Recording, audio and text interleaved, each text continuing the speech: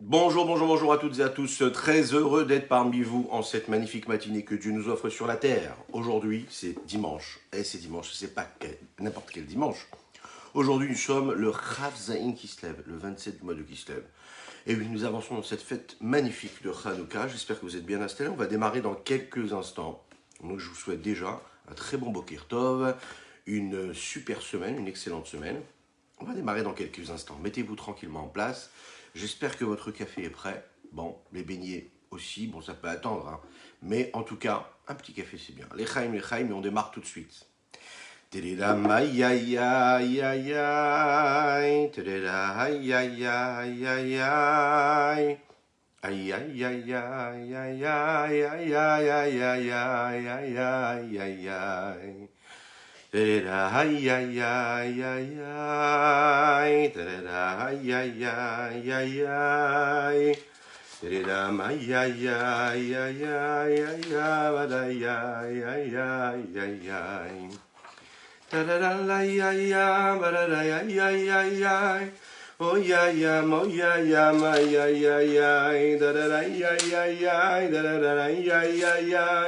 Oh ya ya ya, ma ya ya ya ya ya, da da da da ya ya ya. Ay ay ay ay, da da da da ma ya yo, ma ya ya ya ya ya, da da da da ya ya ya, da da da da ya ya ya. Ah ma ma ma ma ma ma ma ma ma da da da ay ay ay ay da da di dam bam bam bam ba da dam bam bam ay ay ay ay ay ay ay ay ay da da di da da ay ay da di da ay ay ay di da ay ay ay ay ay di da ay ay ay ay ay Boker Tov, Boker Tov, Boker Tov, mon cher Laurent, Bokertov, Bokertov, Sacha. C'est un plaisir de t'avoir parmi nous. Oui, les Chaim, les Chaim, les Chaim, les Chaim. Tidida ma ya ya ya ya ma ya ya ya ya ya ya ya ya ay ya ya ya ya ya da da da ay ay ay ay ay da da da ay ay ay ay ay ma ya ya ya ya ma ya ya ya ya ya Tidida ya ya ya ba da da da ma ya ya ba da da mo ma ma ma ma ma ma ya ya ya da da da da ya ya ya ya da ya ya ya ya ya ya da ya ya ya ya ma ya ya ya ya ya ba da da da ya ya ya ba da ya ya ya ya ya Tidida ma ma ma ma ma ma ma ma ma da da da ya ya ya ba da da da ya ya ya ba da da ya ma ya ya ma ya ya ya ya ya ya da da da ya ya ya ya ay ay ay ay ay ay ay ay ay da da ya ya ya ya ya ya ya ya ya ya ya ya da da da da ya ya ya ya ya ya ba ya ya ya da da da na no ay ay ay ay da da da da da di da da da da da di da da da da da da da da ya ya ya ma ya ya ya ya ya ma ya ya ya ya ma ya yo ya ya ya da da da da ya ya ya ya da ya ya ya ya ya ay ay ay ay ay ay oh ya ya ya ya da da ya ya ya ya ay ay ay ay ya da ya ya ya ya oh my ya ya ya ya ya ay ay ay ay ya da da ya ya ya ay da ya ma ma ma ma ma ma ma da da da ya ya ya ya ya ya ya ya ya Oh mama mai da da da ya ya ya ya ya da di da da da da ay ay ay ay ay ay ay ay ay ay da di da da da da ay ay ay ay ay oi oi ay da da da da dam di di dam ba da da di da da da dam da da di da da dam dam. Je le disais, donc Bokertov, Bokertov les Koulam, bonjour à toutes et à tous, c'est un plaisir de vous avoir. Eh bien, oui, oui, oui, oui, oui, oui, qu'on soit ensemble, oui, c'est un grand plaisir. Donc un très très grand Lechaïm. Je vous rappelle que nous étudions aujourd'hui pour la Refoua Shelema de Sima Batesta Golda. Nous étudions également aujourd'hui pour le mérite de Ariel Youssef, à qui nous disons un très très grand merci pour son soutien et sa générosité. Que Dieu le bénisse et qu'il lui envoie une véritable atzlacha dans tous les domaines.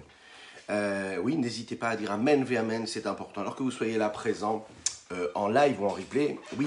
Alors, c'est dimanche, mais la semaine doit commencer avec des bons mots de chassidut. D'ailleurs, cela ne nous appartient pas quelque part. Parce que tout simplement, le Tanya, c'est quotidien. Eh oui, on y va, c'est parti. Alors si vous voulez bien, on va commencer avec une petite histoire sympathique. Vous voyez, ça vous dit une petite histoire sympathique pour se mettre en appétit. Imaginez un petit peu, imaginez-vous, il y a quelques années, quelques temps, imaginez un petit peu la première chose que nous avons fait quand nous sommes arrivés dans ce monde-là, lorsque nous sommes nés. La première chose que nous avons fait, c'est que nous avons pleuré. Oui, pleuré. On attend tous ce pleur-là, les parents, les médecins, l'infirmière, la sage-femme. Mais en fait, pendant ce temps-là, ce laps de temps où nous attendons ce pleur-là, c'est quelque chose de très particulier. Mais en même temps, nous attendons ce pleur. Mais il exprime quoi? Une douleur, une souffrance. Le petit nourrisson, en fait, lui, il souffre, c'est pour ça qu'il pleure. Mais ce problème, c'est que cette souffrance-là, il peut la garder à l'intérieur de lui-même, mais il peut aussi la faire sortir.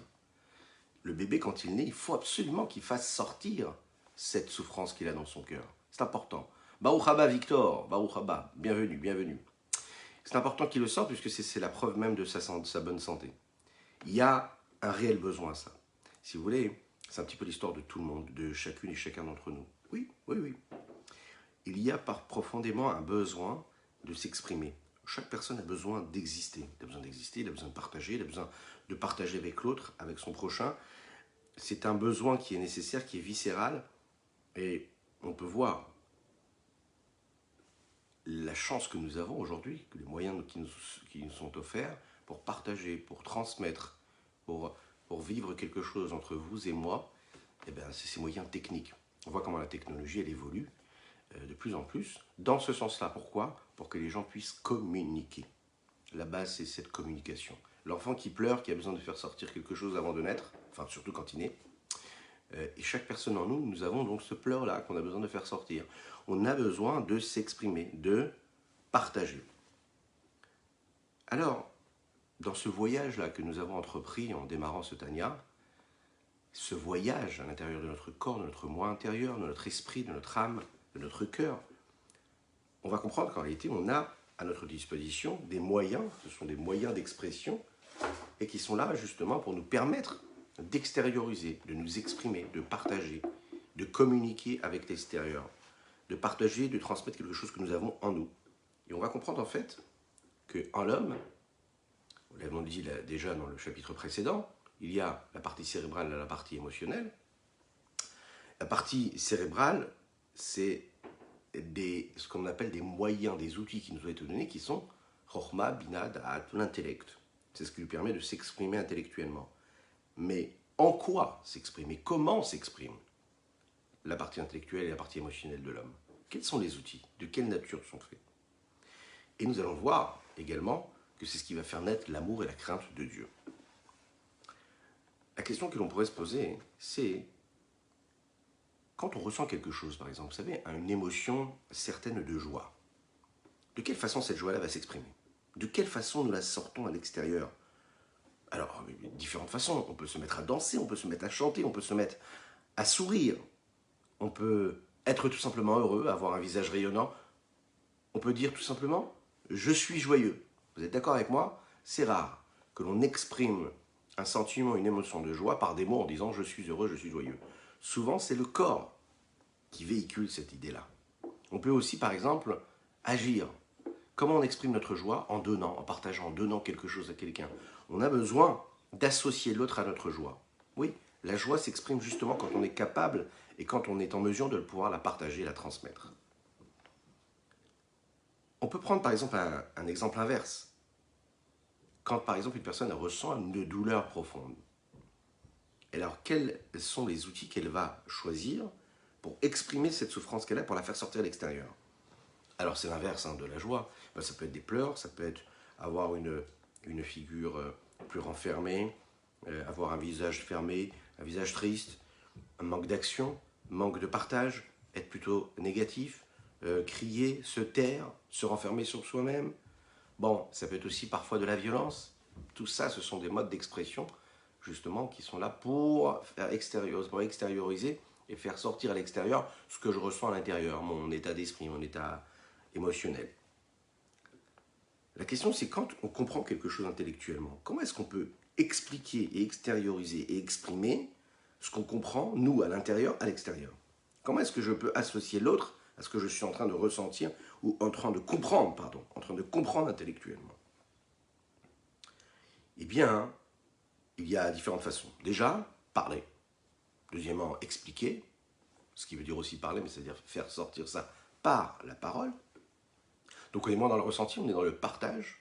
Je suis obligé d'associer quelqu'un d'autre, je veux associer quelqu'un d'autre à mon analyse intellectuelle, à la sagesse dont j'ai pu avoir le mérite d'être au contact. J'ai besoin de parler, j'ai besoin de transmettre, j'ai besoin d'exprimer cela. Ça peut être aussi à travers une action, mais là ça va être beaucoup plus subtil. Par exemple, c'est ce qu'on va retrouver chez des artistes, ou même ceux qui ne le sont pas, en tout cas pour le moment. Mais l'idée c'est quoi? C'est que je vais exprimer cela à travers une œuvre artistique, une peinture, un dessin. Je peux transmettre, je peux exprimer ce que je ressens, ce qu'il y a à l'intérieur de moi intellectuellement. Donc une idée intellectuelle, elle peut se faire par l'écrit, par la parole, par une action artistique, on va dire. Donc si on regarde bien un petit peu en conclusion, nous avons donc la possibilité d'exprimer et la nécessité d'exprimer depuis notre naissance ce que nous avons à l'intérieur, ce qui bout en nous, positif ou négatif, et cela va s'exprimer, si c'est émotionnellement, par de la joie, par de la peine, par des larmes, par des rires, par des danses, par des chants, ou par un renfermement, etc. Boker Tov, Shavuot et Chanukah Sameach. Eh oui, eh oui, eh oui, eh oui, eh oui, Moshe, t'as vu ça un peu? Magnifique, Razak, c'est un plaisir de t'avoir parmi nous. Et nous avons aussi, donc ça on va dire c'est plus ce qui se vit à travers l'action, et de l'autre côté on a ce qu'on a la parole. Voilà, un homme il peut exprimer et expliquer et extérioriser tout ce qu'il a compris intellectuellement, l'exprimer à travers la parole. Donc, est-ce qu'il y a un outil qui est différent de cela? Est-ce qu'il est supérieur à cela? La parole et l'action. Pour l'instant c'est ce que nous avons vu. On va voir qu'en réalité, on a quelque chose qui précède la parole et l'action. Et vous le savez, nous pensons à quoi? Justement à cette pensée. La Mahashava. La Mahashava. Puisqu'il y a ces trois outils qui sont là chez l'homme, ces trois, ce qu'on appelle des vêtements, c'est-à-dire des moyens d'expression, des moyens d'apparence. C'est à travers ces trois outils-là qu'on a la possibilité de vivre notre message, vivre notre vie. D'ailleurs, c'est ce que nous vivons tous les jours. Ou à travers la pensée, la parole et l'action.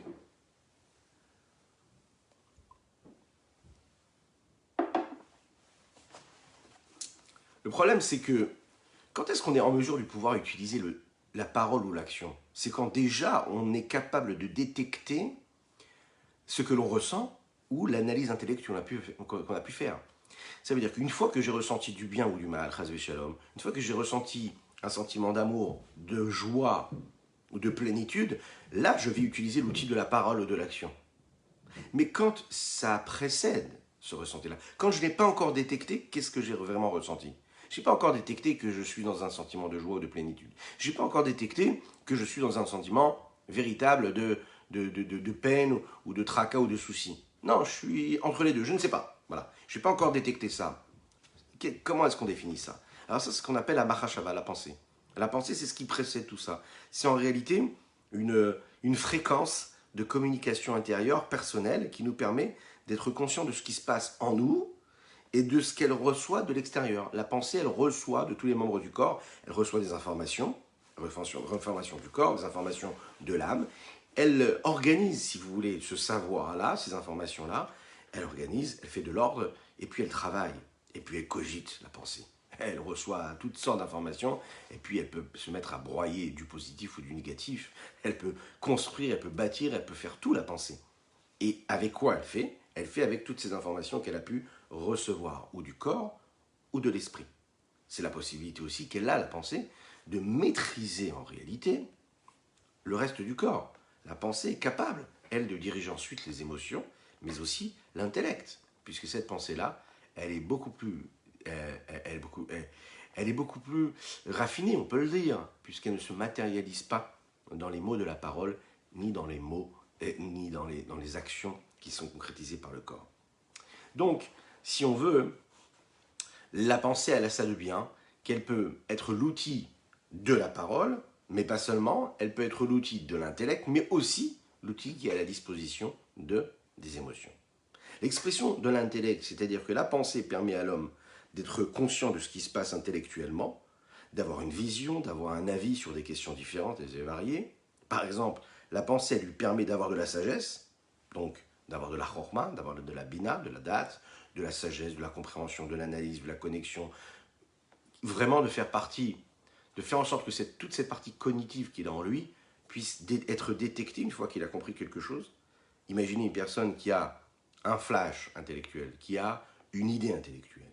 Eh bien, cette force-là de la bina qui va venir juste après, qui va ouvrir cette idée-là, qui va la détailler, qui va lui permettre de prendre vraiment son envol, de cette chorma-là vers la bina, et inversement, cette pensée-là va organiser tous les potentiels de l'intellect et permettre donc à cet intellect de suivre un processus bien établi d'évolution et d'analyse. Ça, c'est l'expression, on va dire, intellectuelle. Mais nous avons aussi l'expression sentimentale, émotionnelle. Et là, la pensée, en fait, elle va faire monter le ressenti à une certaine conscience, pleine conscience, je dirais même. Elle permet à l'homme de reconnaître et de se mesurer et de vivre avec ce qu'il est en train de voir ou comprendre. Par exemple, un homme, il peut vivre très très longtemps avec, malheureusement, une souffrance intérieure. Quelque chose de profond en lui, un mal, un mal-être, ok ? sans savoir qu'il est dans un mal-être. Qu'est-ce que tu as? Je ne sais pas, non, tout va bien. T'es sûr que tout va bien? Non, ça va, tout va bien. Il ne sait pas qu'en fait, il est en train de souffrir. Au bout de quelques temps, les symptômes vont monter, vont se dévoiler, et là, à travers ses actions, ses ressentis, on va se dire, oui, il y a un problème, il y a quelque chose. Et puis là, on va comprendre que oui, depuis des années, il y a quelque chose en lui, dans son fort intérieur, qui fait qu'il n'est pas bien. Donc c'est quelque chose de conscient, mais c'est quelque chose d'inconscient qui peut prendre après une expression sentimentale, émotionnelle. Quand il va penser à la souffrance, à la douleur, et quand la douleur va naître, vraiment, va prendre de la place dans ses sentiments et ses émotions, alors là, elle va se développer. C'est pour ça que parfois on dit, il vaut mieux ne pas trop penser aux choses négatives, parce que ça ne leur permet pas de descendre au niveau des émotions, et donc de cette façon, on les balaye plus rapidement. Parfois, c'est important d'exprimer ce qu'on a au fond de nous, parfois, c'est mieux de mettre de côté. Pourquoi? Parce que dès l'instant où je commence à penser à un mal-être, dès l'instant où je me concentre sur ce que je ressens vraiment, qu'est-ce qui se passe? Eh bien, je suis dans la capacité après de gérer ça. Parce que pas toujours on a la possibilité de gérer véritablement la force que l'on a, c'est-à-dire de rejeter émotionnellement quelque chose de négatif, ou d'enfouir quelque chose de négatif qui sont en nous, parce qu'on ne peut pas toujours maîtriser, c'est ce qu'on va voir ici dans le Tanya, les émotions, elles ne sont pas toujours maîtrisables, on n'a pas toujours les forces. Parfois, quelque chose de négatif, on le balaye d'un revers de main et on s'épargne beaucoup de soucis. On se concentre sur le positif. Voilà. Mais si l'homme donc se plonge dans ce mal-être-là, par exemple, dans cette douleur intérieure qu'il a, eh bien, cette douleur, elle va se dévoiler, elle va sortir de l'inconscient vers le conscient, hein, et puis, petit à petit, elle va s'enraciner, mais en même temps, va me donner la possibilité de me battre contre ce côté négatif qu'il y a, ce sentiment négatif. Ça va développer aussi en moi des défenses, c'est des défenses immunitaires que j'ai en moi. En conclusion, nous avons donc 3 moyens d'expression, 3 outils d'expression centrales dans notre vie, la pensée, la parole et l'action. Alors, on a l'habitude de dire que ces 3 réceptacles, ces 3 outils dont l'homme dispose, sont une partie intégrante de l'homme. Néanmoins, il faut savoir que la vérité est différente de ce que l'on pense savoir. Oui, le moyen d'expression le plus important, c'est ce que l'homme a en lui. Mais on va le voir, ce n'est pas principalement l'âme, ce n'est pas non plus l'intellect, ce n'est pas non plus les sentiments. Ils sont juste là pour exprimer ce que l'intellect et ce que le ressenti et l'émotion expriment et ressentent. On va voir tout de suite ce que ça veut dire.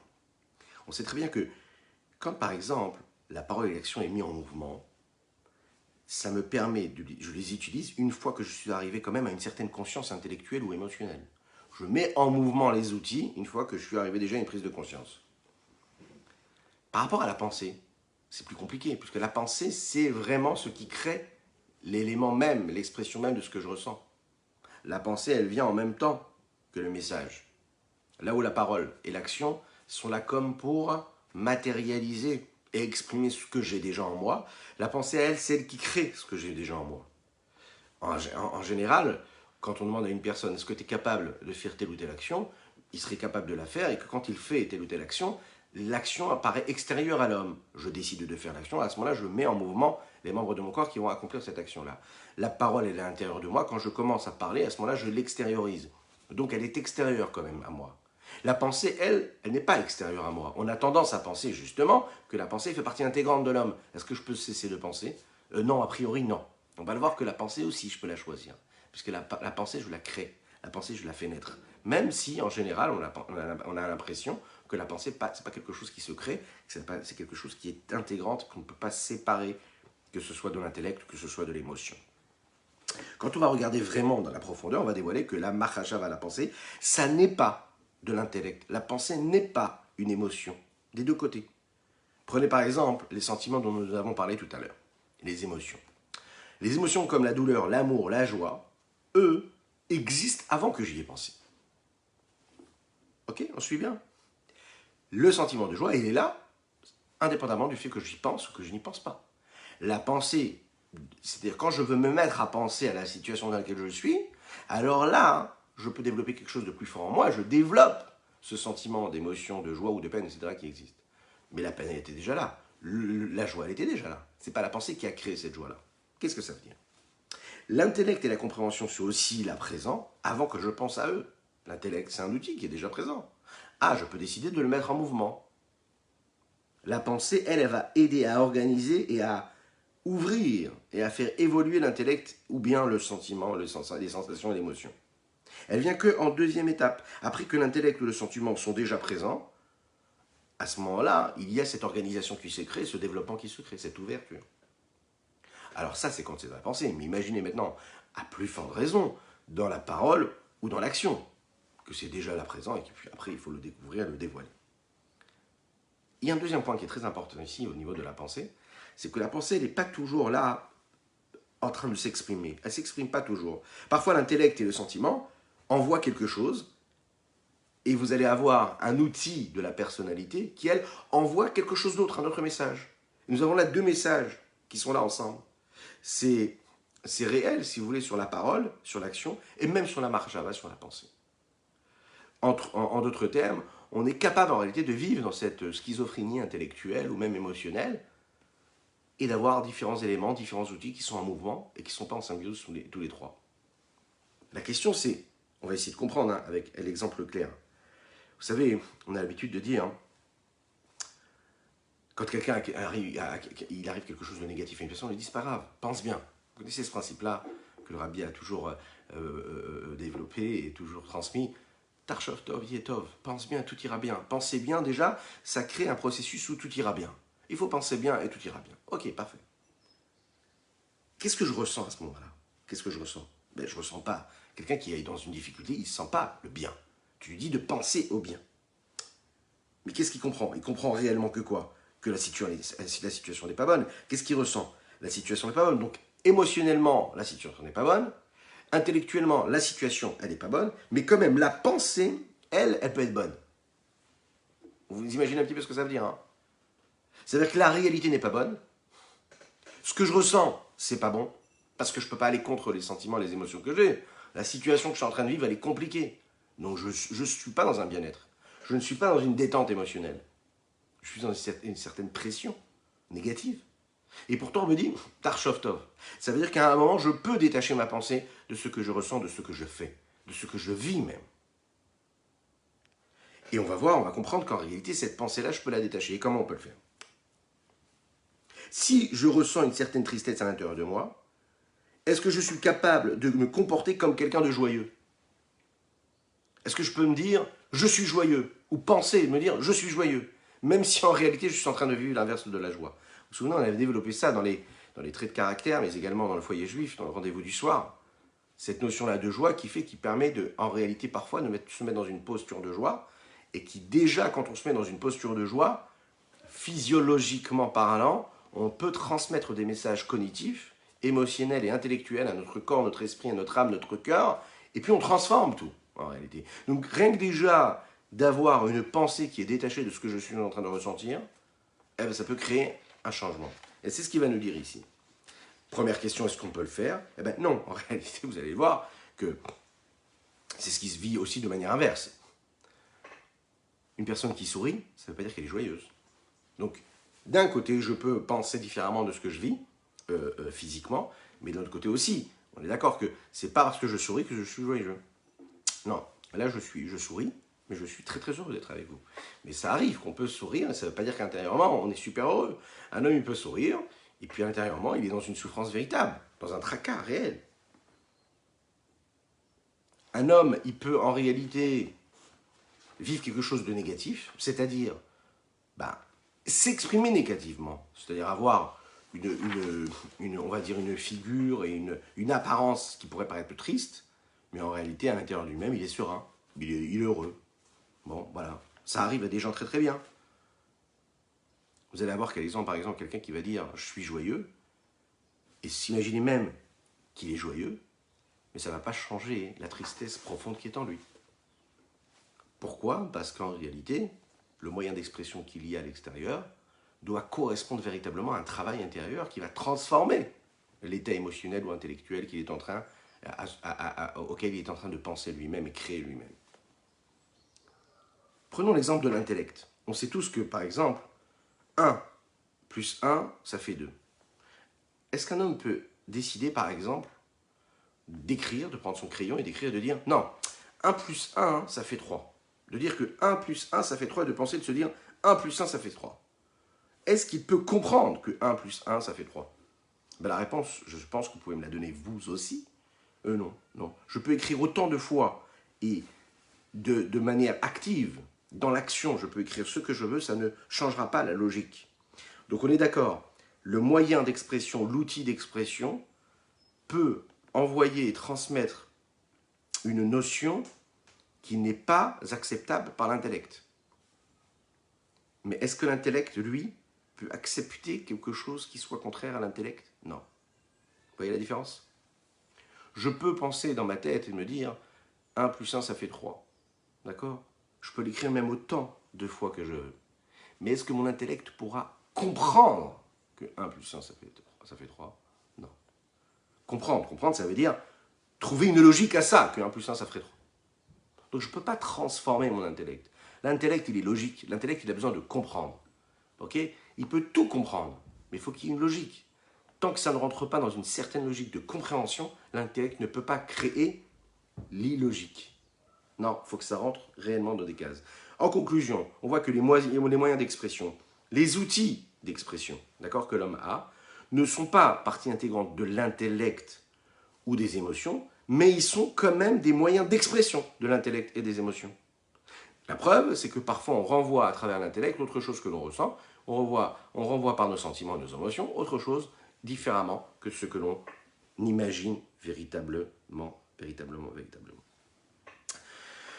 Alors, l'exemple que l'on pourrait prendre avant de prendre dans les mots et comprendre tout ce qu'on vient de dire ici et l'intérioriser à travers les mots du texte, c'est le dernier exemple. C'est l'exemple pour bien comprendre ça et saisir, des vêtements. Est-ce que les vêtements expriment véritablement ce que l'homme est? Est-ce que quand je mets un vêtement de telle ou telle couleur, de telle ou telle matière, est-ce que je suis en train d'exprimer ce que je suis moi-même? Alors, il y a différentes façons de voir les choses. D'un côté, on sait que le vêtement, en général, exprime et envoie un message et véhicule, quelque part, l'image d'une personne qui les porte. C'est la raison pour laquelle les hommes, les femmes, investissent beaucoup d'argent pour acheter de beaux vêtements. Parce qu'en fait, le vêtement, c'est ce qui exprime et qui envoie le message de ce que nous sommes. Donc beaucoup de temps, beaucoup d'argent. Et afin que cela corresponde à ce que je suis véritablement, alors je vais trouver du sur-mesure, vraiment, ce qui correspond vraiment à ce que je suis. D'un autre côté, on sait que les habits, les vêtements, sont ont pour fonction de base, les premières, tout simplement de nous couvrir. Hein, ils sont peut-être là pour faire beau, peut-être qu'ils coûtent très très cher, pour envoyer un message même social. Hein, Boker Tov, Boker Tov, Boker Tov, comment tu vas? Ça fait plaisir de te voir. Lechaim, lechaim. Mais il n'y a pas de problème, tu revois le replay après. Comme ça, tu rates rien. Et les vêtements ne sont pas une partie véritablement de l'homme, ils sont là pour... Et donc, ils sont à l'extérieur, ils expriment ce qu'il est, ils sont là aussi, bon, pour le couvrir. Hein. Oui, et à la base, les vêtements sont là pour nous couvrir. Ça permet aussi même de se déguiser, de se cacher derrière un vêtement. Donc, on peut comprendre pourquoi ici, dans le Tanya, vous allez le voir dans le texte, le Rabbi Shneur Zalman utilise les trois outils dont on a parlé tout à l'heure, à savoir la pensée, la parole et l'action, comme étant des outils qui sont appelés des levushim, des vêtements. Voilà, ils sont des levushim. D'un côté, les levushim, les vêtements, c'est comme les vêtements matériels. D'un côté, l'homme qui s'habille de ces vêtements-là, d'accord, et qui entoure cet homme-là. Ils sont partie intégrante de l'homme, puisque c'est l'homme. Quand je vois une personne, je le vois avec ses vêtements, je ne vois pas des vêtements séparés de ce qu'il est. Mais d'un autre côté, ils ne sont pas partie intégrante de l'homme, ce n'est pas l'homme. Ils ne sont pas obligatoirement là, présents à me montrer ce que l'homme est en train de ressentir, ce qu'il est en train de vivre intellectuellement et émotionnellement.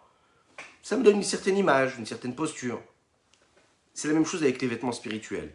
Les outils, les moyens d'expression que l'âme a, d'un côté, l'homme qui les utilise et qui va avec lui partout, c'est-à-dire la pensée, la parole et l'action, il l'accompagne dans tout ce qu'il fait, dans tout ce qu'il est, dans tout ce qu'il vit. Mais d'un autre côté, ça n'est pas véritablement sa personnalité. Ce sont des outils qui sont là au service de sa personnalité, dans laquelle la personnalité va s'exprimer, par lesquels la personnalité de l'homme s'exprime. Deuxième élément quand même qui est intéressant à savoir, comme les vêtements, on peut les retirer. On peut retirer les vêtements matériels. Pourquoi? Parce qu'ils sont extérieurs et superficiels à ce que la personne est. C'est la même chose. On aura plus de facilité à retirer quelque part ces vêtements de l'âme, ces outils de l'âme, qui sont l'action. Tu peux faire, mais tu peux ne pas faire. Donc déjà, tu retires ce vêtement-là de l'action, cet outil-là. Parler, tu peux aussi te taire. On sait qu'il y a un moment pour parler, un moment pour penser. Et puis, il y a le troisième élément qui est la pensée. On peut changer de pensée. La pensée, on peut décider de passer d'une pensée à une autre. On n'est pas obligé de se laisser embarquer par une pensée négative. On peut la changer, on peut la balayer. Donc, c'est très très dur, on est d'accord. Et si on regarde bien, entre l'action, la parole et la pensée, c'est qui est la plus subtile, la plus raffinée, mais en réalité qui est le plus difficile à changer et à transformer. Je vous invite à prendre le texte, si vous le voulez bien, chapitre 4 aujourd'hui, de notre Tanya du jour. L'âme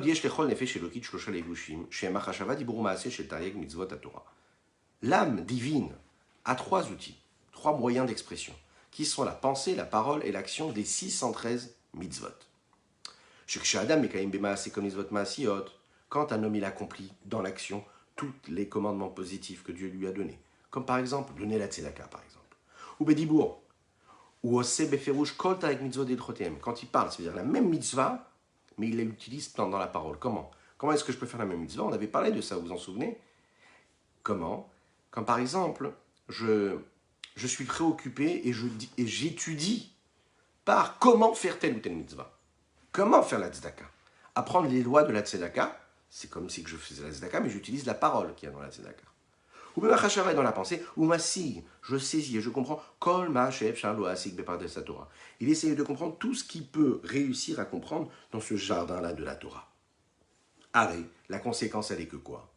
Klalut tariag evare nafsho melubashim betariag mitzvot Torah. À ce moment-là précis, quand la parole, la pensée et l'action sont complètement plongés dans ce qu'il est en train de faire, de penser, de dire, c'est-à-dire les 613 mitzvot, il est en train de faire en sorte que tous les membres de son âme sont revêtus par ces 613 commandements de la Torah, et il vit avec cela.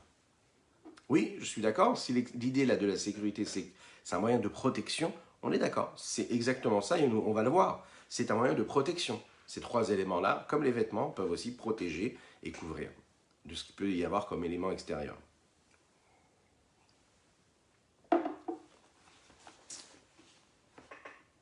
Alors, est-ce que vraiment le vêtement n'exprime pas ce que je suis vraiment?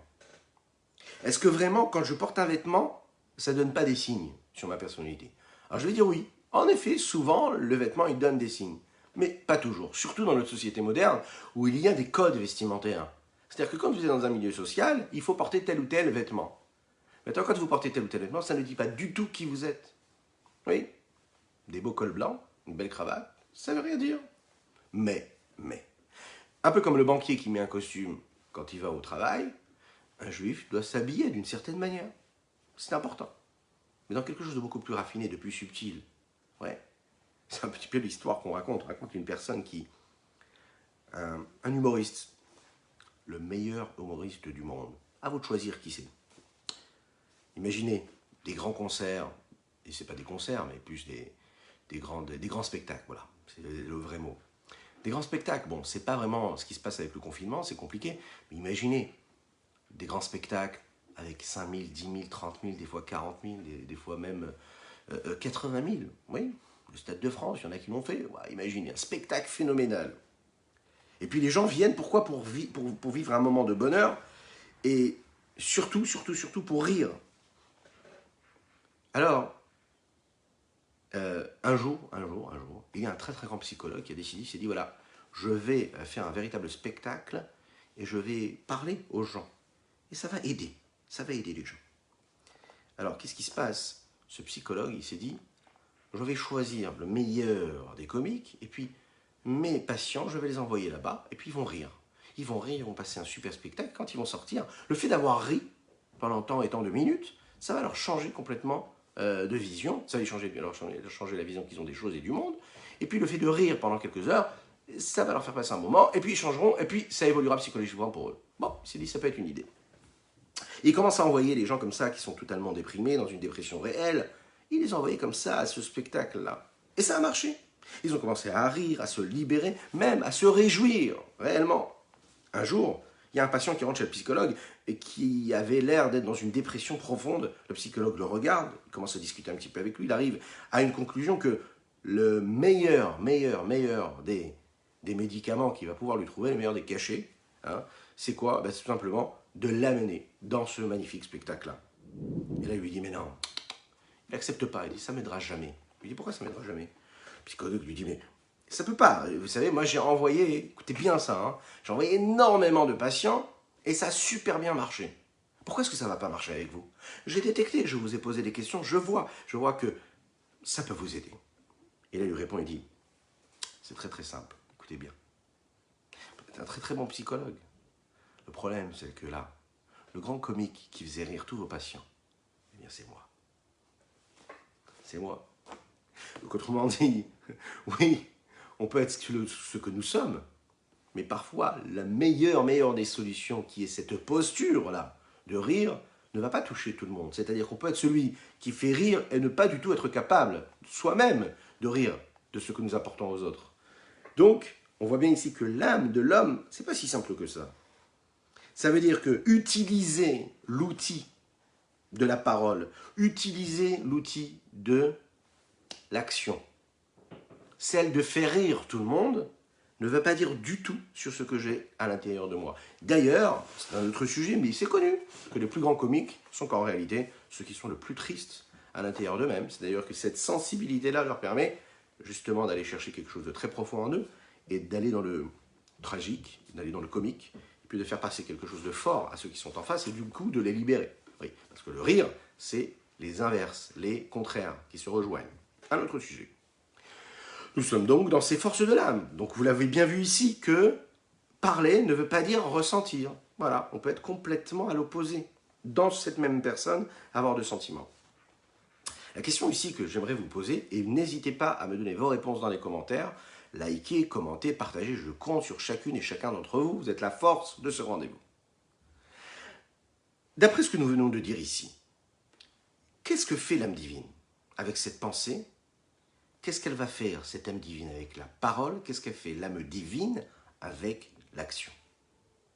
En fait, l'âme divine, elle est là pourquoi? Pour accomplir la Torah et les mitzvot. Et elle va utiliser ces trois outils-là, par cet intermédiaire, par exemple, de la pensée. Elle va penser aux paroles de Torah. Par l'intermédiaire de la parole, elle va dire des mots de Torah. Par l'intermédiaire de l'action, elle va accomplir des mitzvot. Maintenant, qu'est-ce qui représente le plus l'homme avec ce qu'il est lui-même. Et qu'est-ce qui représente le lien qu'il a, l'homme avec son entourage? Est-ce que c'est l'intellect ou l'émotion? Allez, répondez-moi à cette deuxième question-là. Qu'est-ce qui représente véritablement plus l'homme avec lui-même? Et qu'est-ce qui représente le lien qu'il a avec son entourage? Alors, bien sûr, le sentiment part à la base, oui, c'est ce qui permet de créer tout un système, tout un processus de rapport que l'homme a avec son entourage. Ben, c'est simple, hein. L'émotion, c'est à la base des relations humaines. Est-ce que j'aime ou j'aime pas? C'est pas une question d'intellect, hein. Est-ce que je ressens de l'amour pour cette personne ou est-ce que je ne ressens pas de l'amour pour cette personne? Donc, le sentiment et l'émotion est viscéralement et il est intrinsèquement nécessaire. On ne peut pas vivre sans dans le rapport humain. D'un autre côté, l'intellect, lui, c'est la situation de l'homme dans laquelle il est avec lui-même. C'est-à-dire que pour comprendre quelque chose, je n'ai pas besoin d'un effort particulier. J'ai besoin de quoi? J'ai besoin d'être quelque part, je ferme les yeux ou pas, et je me concentre sur une question intellectuelle, et puis cette question intellectuelle, je l'élabore, je l'approfondis, et j'arrive à une certaine conclusion. Bien au contraire, vaut mieux même de se détacher de ce qu'il y a à l'extérieur, du monde qui nous entoure, des éléments extérieurs, afin de se concentrer. C'est pour ça qu'on sait qu'en général, les hommes sages, les intellectuels, s'isolent pour comprendre, pour réfléchir, pour analyser. À la lumière de quoi on peut comprendre quel est donc le vêtement, quel est l'outil qui s'exprime le plus, et répondre à la question qu'on avait, qu'est-ce qui s'exprime le plus, l'intellect ou le ressenti? Puisque l'intellect, c'est quoi? C'est une situation dans laquelle l'homme est avec lui-même, il est plongé dans ses pensées. Alors, l'essentiel même de cette expression-là se fait à travers l'intermédiaire qui est la pensée. Même si la pensée, c'est un moyen d'expression qui est bien intérieur, profond, c'est justement ce qui lui permet d'exprimer ce qu'il y a de plus intellectuel en lui. D'un autre côté, le sentiment, lui, va être beaucoup plus superficiel, beaucoup plus extérieur. L'homme avec son entourage. C'est la raison pour laquelle l'expression même de ce sentiment-là, de cette émotion-là, se fait à travers la parole et l'action, puisque eux représentent le rapport qu'a l'homme avec son entourage. Maintenant, l'âme divine, puisque dans l'âme divine, et toutes les forces de l'âme sont là, elles sont utilisées, elles sont appelées pour un seul but. Et elles sont là pour un seul but. C'est quoi? Pourquoi est-ce qu'on a les forces de l'âme divine? Elles sont là pour nous aider à nous attacher avec Akadosh Baruch Hu, avec Dieu. C'est la raison pour laquelle quand l'intellect s'exprime principalement quand il étudie la Torah de la pensée avec la pensée, et bien là, quand il voudra ressentir et accomplir la Torah et les mitzvot par la parole et l'action, il va devoir utiliser ces outils-là, qui sont à son service pour accomplir et parler réellement. Parce que le sentiment, c'est ce qui va pousser l'homme à accomplir la mitzvah concrètement. Le Hanmourazakan, Rabbi Shimon Zalman de Liadi, va nous dire ici comment l'intellect s'exprime à travers l'étude de la Torah dans la pensée, comment est-ce que le sentiment s'exprime à travers et devient l'intermédiaire de l'accomplissement, pour l'accomplissement des mitzvot en utilisant la parole et l'action. Ou bifra toutes dans les mots. Précisément, quelle part de l'âme s'exprime dans la pensée, la parole et l'action? Première chose, l'intellect. Bichinat chochma binat ha'at shbe nafsho melubashot be'asagat haTorah shehu masik bepardes. Le niveau de chochma, de bina et de da'at qu'il y a dans son âme s'habille, d'accord, viennent dans l'expression même de quoi? De la compréhension, du saisissement de la Torah. Shehu masik bepardes, qu'il est capable de comprendre le pardes. Quel est ce pardes? Pardes, c'est un jardin. De quel jardin? Du jardin de la Torah. Ouais, le jardin véritable de la Torah. Pardes, c'est pirouche. C'est l'explication que l'on peut comprendre de la Torah. Remez, c'est les allusions que l'on retrouve dans la Torah.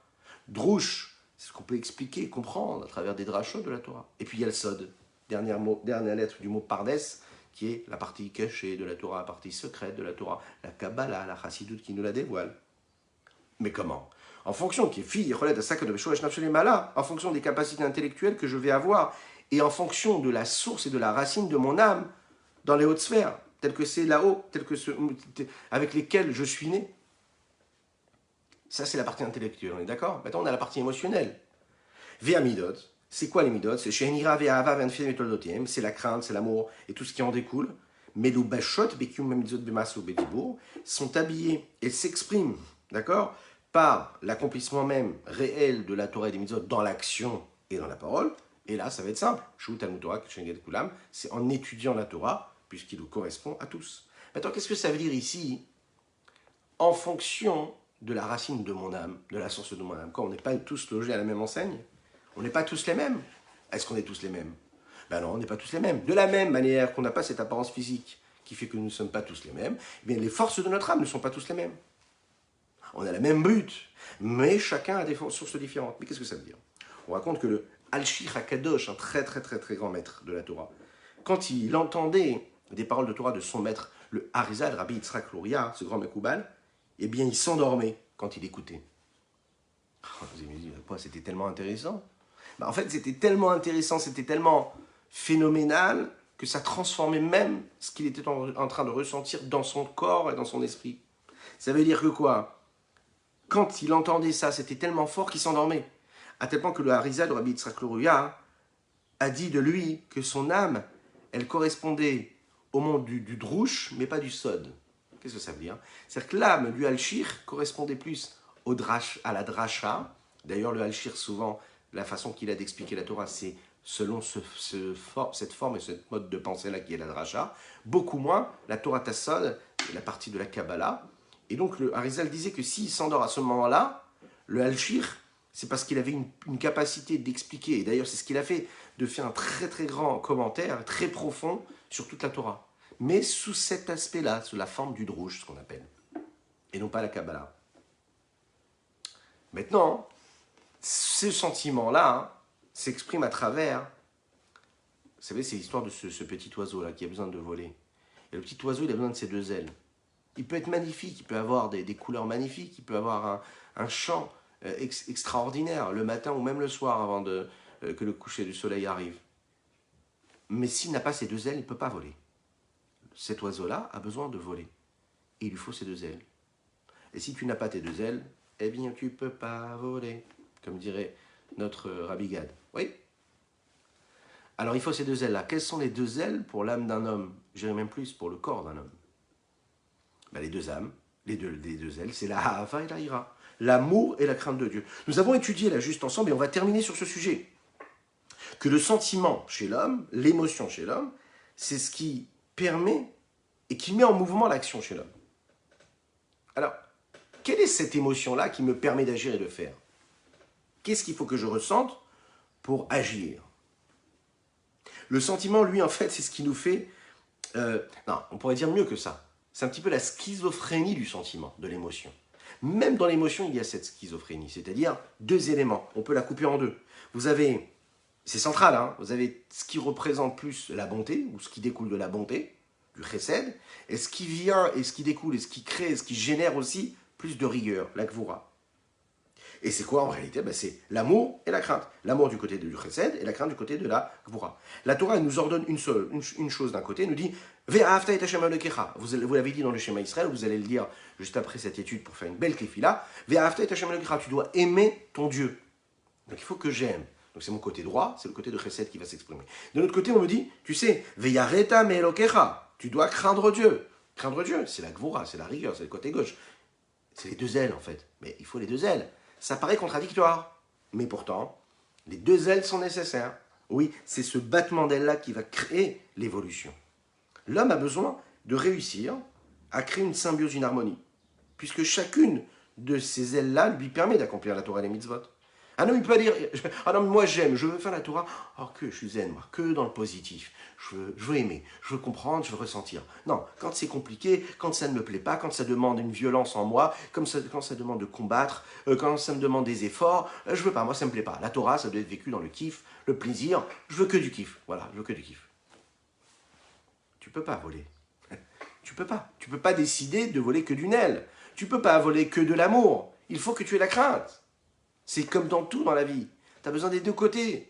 Un seul côté ne suffit pas.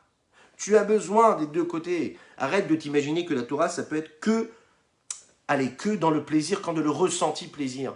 Parce que quand c'est que le ressenti de ton plaisir, eh bien, sache une chose, c'est que toi, tu es au centre de l'histoire. C'est plus Dieu, là. Parce que c'est la seule chose qui s'exprime, c'est ton moi intérieur, et qui, lui, est complètement... travesti par ce que la société te demande de ressentir, et donc toi tu te dis que tu dois ressentir, et ton schéma psychologique va faire naître en toi toutes sortes de sentiments et d'émotions qui vont t'amener à ressentir quelque chose qui te paraît être du bonheur ou du kiff ou du plaisir, mais qui en réalité quoi?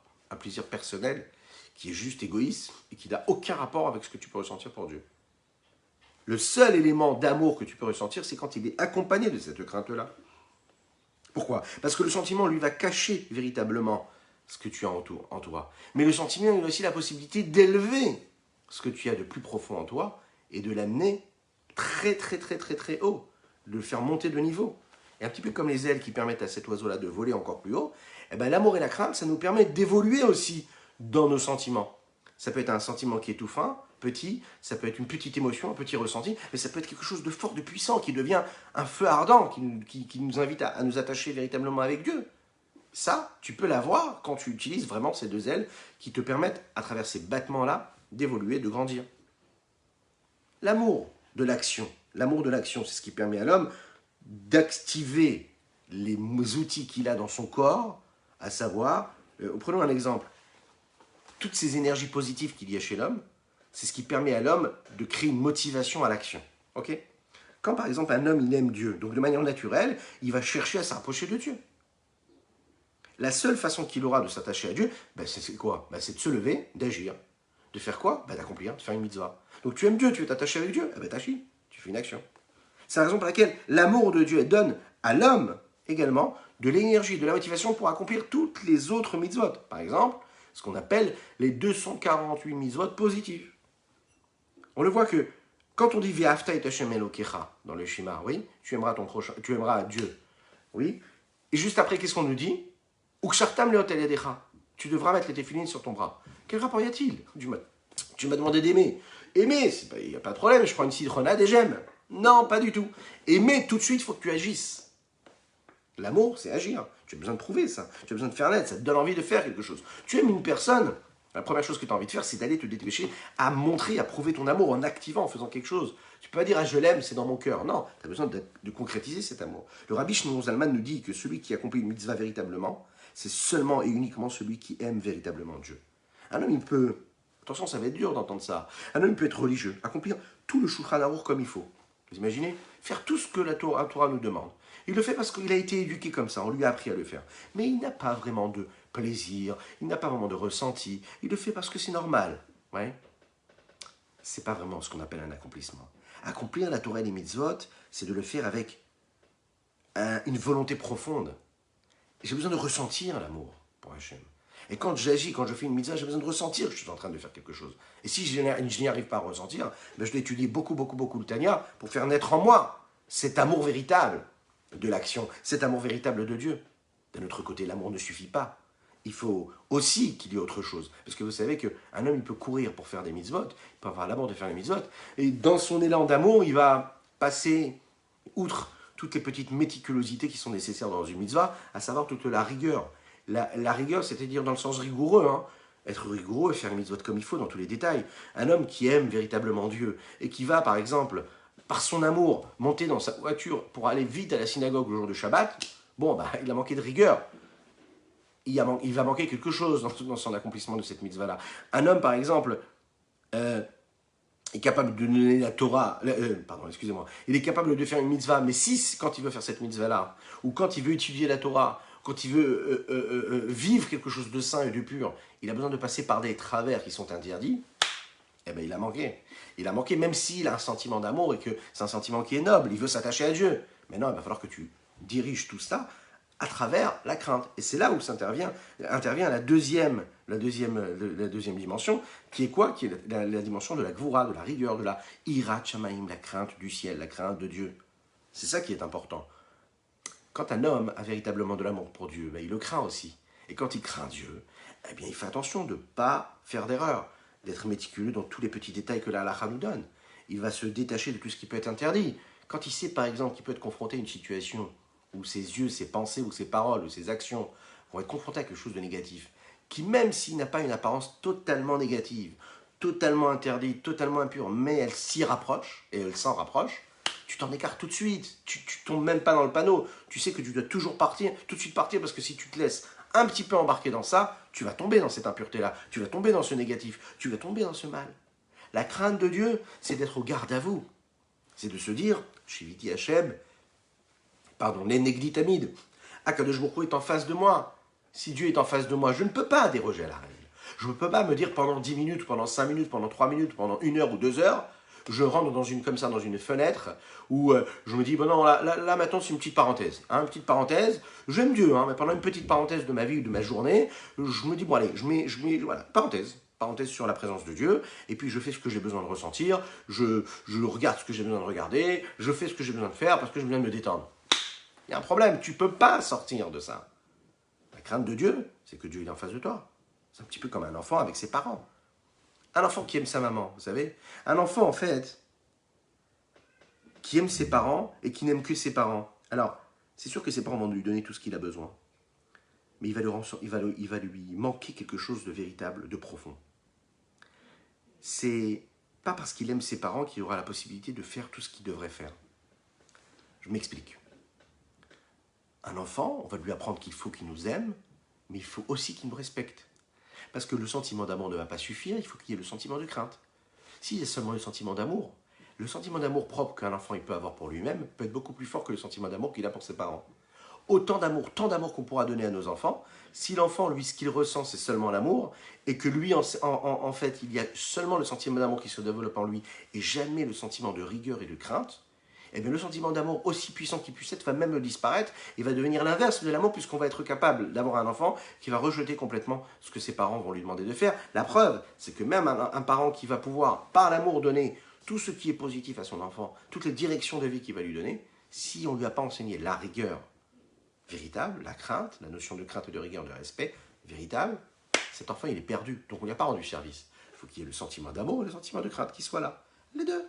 Et c'est ce qui se passe avec Akadosh Baruch Hu. Et on va le voir, il y a 2 niveaux de crainte. Et on aura terminé avec le Tanya d'aujourd'hui. 2 niveaux de crainte. Il y a ce qu'on appelle l'Eirat Shamaim. C'est la crainte du ciel simple. C'est-à-dire qu'un homme, il sait qu'il y a un boss sur cette terre-là. Il y a quelqu'un qui dirige tout ça. On n'est pas juste là. Et donc, puisqu'on sait qu'il y a quelqu'un qui est au-dessus de nous, c'est un petit peu comme quelqu'un qui travaille dans une société, il sait que le boss est là, qu'il y a des caméras partout, et qu'on est en train de voir combien de temps il travaille sur son écran ou pas. Ah oui, c'est comme ça. Akadosh Baruch Hu, il est là. Eh bien, il est là. Donc, moi, en fait, j'ai une crainte simple, peur. C'est une peur, pas peur de punition. C'est tout simplement avoir la crainte de faire l'inverse de la volonté de Dieu. C'est basique, on va dire. Basique. Et puis, il y a aussi la crainte, ce qu'on appelle Irat Boshet. La crainte de la honte. C'est une crainte qui est beaucoup plus profonde. L'homme, en réalité, il se sent tellement attaché avec Dieu qui se dit non, ça se fait pas, je ne peux pas faire cette avéra-là. Ça, c'est, vous savez, quand on a évolué à un certain niveau, il y a le premier niveau, c'est de se dire, voilà, on est conscient qu'il y a un Dieu sur terre, donc on ne veut pas faire l'inverse de la volonté de Dieu. Donc on craint Dieu. Ok, parfait. Quand un homme approfondit, c'est-à-dire qu'il passe beaucoup de temps dans sa vie, beaucoup d'heures, beaucoup de minutes, à étudier la Torah, à approfondir la Torah, à intégrer les notions de la Torah, à intégrer les notions même de la croyance, de la foi en Dieu, à pétrir cette idée-là, à la faire rentrer, à l'intérioriser, à faire grandir en lui l'amour de Dieu, la crainte de Dieu. Alors il vit selon d'autres standings, d'autres valeurs. Il vit à travers tout ce que son âme peut ressentir et son cœur aussi, mais également intellectuellement, à un autre niveau. Il s'est élevé. Et quand un homme s'élève, sa crainte de Dieu elle s'élève aussi. Et quand on s'élève, vous savez ce qui se passe? On a honte même de faire telle ou telle chose. On a honte parce qu'en fait, on se dit, mais comment est-ce que je peux faire? Je me sens pas bien de faire quelque chose comme ça, de négatif. Je ne me sens pas du tout bien de faire l'inverse de la volonté d'Akadosh Baruch Hu. Cela s'exprime dans tout ce que je vais faire, ce que je vais penser, je vais dire. Il y aura beaucoup moins de combats intérieurs. Pourquoi? Parce que j'ai évolué et j'ai fait élever le niveau de mon amour et de mon rapprochement avec Dieu. C'est la raison pour laquelle plus on s'attache avec Dieu, plus ce combat il est moins important. Puisqu'en fait, l'ennemi, on ne le voit même plus. On est passé à une autre dimension. On a dépassé ce niveau de bataille, petite bataille-là, de ne pas regarder ce qu'il ne faut pas regarder, de ne pas penser à ce qu'il ne faut pas se penser. Une fois qu'on a fait ce travail-là, Dieu nous aide. On passe à un autre niveau. On franchit un palier. Et on évolue encore d'un autre palier. Et encore un autre palier. Et plus on évolue, on arrive un petit peu, vous savez, c'est comme dans l'amour qu'il peut y avoir, dans le respect mutuel qu'il peut y avoir dans un couple. C'est-à-dire que, à la base déjà, oui, on aime et on craint. Dans un couple, on craint, c'est-à-dire de faire de pas faire plaisir à la personne avec qui nous vivons. On a cette petite crainte, c'est pas une crainte ou une peur, c'est une crainte de détériorer la relation que nous avons avec la personne qui vit avec nous. On ne veut pas descendre de niveau. Maintenant, si on passe son temps à dire des mots difficiles, des mots durs, jugements difficiles, si on a des pensées qui sont négatives aussi sur la personne avec laquelle nous vivons, on est en train d'installer, que ce soit en nous, que ce soit en elle, ou que ce soit entre nous, dans le couple, un certain niveau de bassesse, de confrontation, de différence, où va s'installer justement ce détachement-là. Donc le niveau d'amour va baisser, le niveau de crainte aussi, et de respect mutuel, parce que la crainte de la crainte qui s'exprime par la honte, c'est une forme de respect mutuel. Ben, ce respect mutuel, il descend, il chute. Plus on va être rigoureux dans la façon avec laquelle nous jugeons la personne avec laquelle nous vivons, et plus on va être rigoureux dans notre façon de parler, dans notre façon de penser, de ressentir et d'agir avec la personne avec laquelle nous vivons, plus nous évoluons, nous faisons grandir le niveau de respect mutuel, donc de crainte l'un envers l'autre. Et nous faisons grandir également le sentiment d'amour que nous avons l'un envers l'autre. C'est pour ça que c'est très très important de bien garder ce standing-là et d'évoluer dans ce standing, puisque le regard que nous aurons après sera totalement différent. Et ça, c'est vraiment la nécessité de cette crainte-là. Et donc la rigueur qui est nécessaire et que l'amour ne suffira jamais. Il faut cette petite crainte-là. Il faut cette crainte-là, puisque cette crainte-là va faire que je vais toujours faire ce que je dois faire, et pas plus. Bon. Maintenant, quand je crée l'amour et la crainte, quand j'ai ces deux ailes-là, je peux faire ce qu'Akadosh Baruch Hu demande d'accomplir. Pourquoi?